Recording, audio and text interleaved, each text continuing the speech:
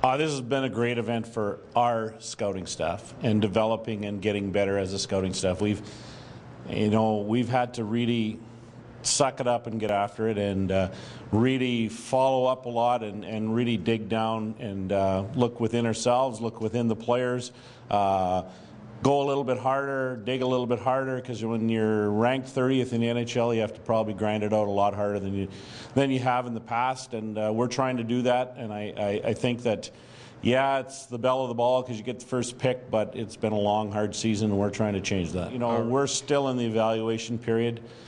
Steve has really encouraged us to make sure we go through all the steps, and as you all know, Steve's very methodical and he's step by step with things, and that's the way we've approached this. We still have our meetings next week that we'll go through, and we'll continue to have discussions and meetings right through until the draft.